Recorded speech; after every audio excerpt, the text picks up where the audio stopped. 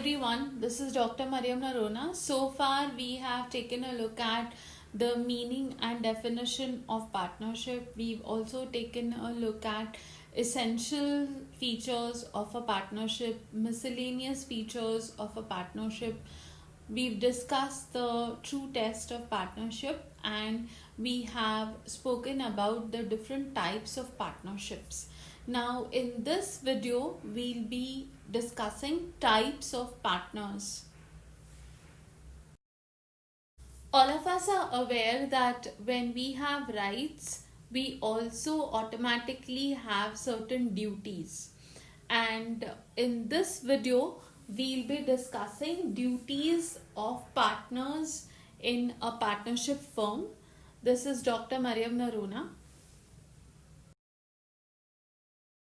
So the duties of partners in a partnership firm may be broadly classified as absolute duties and qualified duties.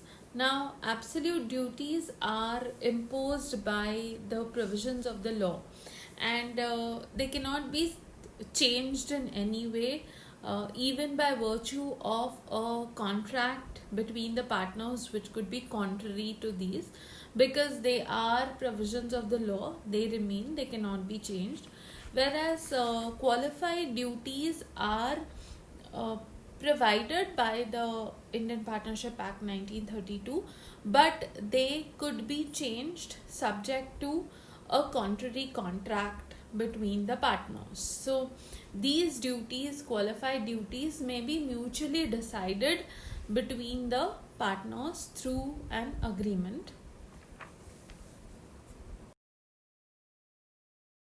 Now, what are the absolute duties of partners in a partnership? So, firstly, it is a duty of every partner to carry on the business of the firm for the greatest common good, that is, for the best of the firm and the partners collectively.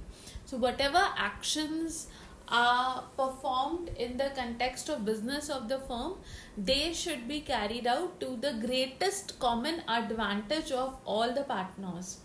Then the next absolute duty is to be just and faithful to each other. Now, since the true test of partnership is mutual agency, and each partner is an agent of the others, it is important that partners should be just and faithful to each other. They should have mutual trust and confidence and always act in good faith. Then to render true accounts. Now, the true statement of accounts, each partner should keep or maintain a record of all the transactions which he enters into in the context of the business of the firm, and he should be in a position to always explain those accounts to the others, to provide full information. Now, full information of all whatever affects the business of the firm. Duty to indemnify for loss caused by fraud. Now, if a partner commits fraud against a third party in his own capacity, and due to this action of his, the firm suffers a loss, then it is the duty of such a partner to indemnify the firm for such a loss. To indemnify means to make good the loss. Then duty not to assign interest. A partner is not supposed to transfer his interest in the firm to any other person, to any third party, any outsider, and by virtue of which that outsider will become a partner in the business. This cannot be done without the consent of all other partners. Now, qualified duties of partners comprise the duty to work diligently. That means duty to work sincerely and discharge all his duties relating to the conduct of the business of the firm.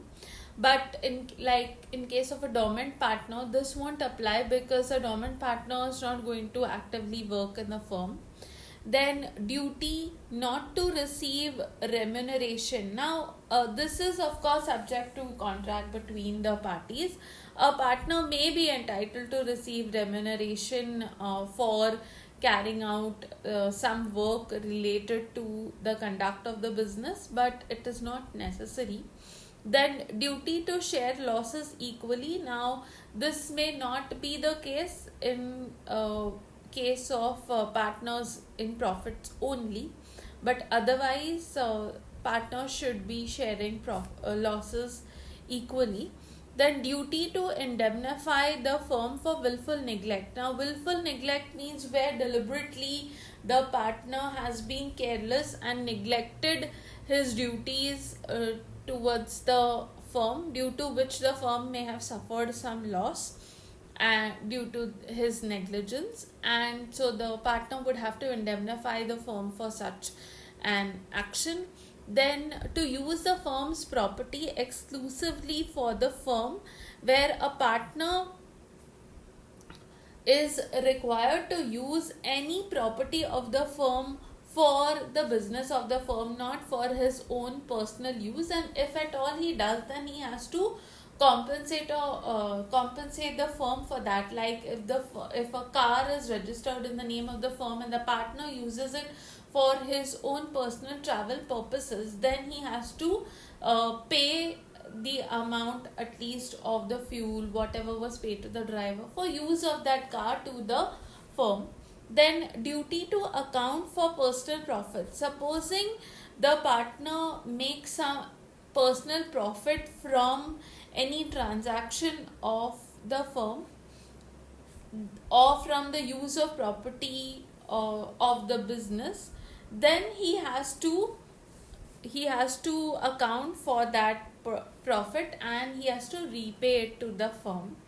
And finally, duty not to compete with the firm. So if a partner carries on any business which is in the same line as that of the firm, then it is his duty to account for this and to pay back to the firm all the profits which he has made in that business, because it is a competing firm. Now, these are qualified duties, as I mentioned, that they may or may not, these are suggested by the Partnership Act, they are provided for, but they can be changed subject to contract between the partners in a firm.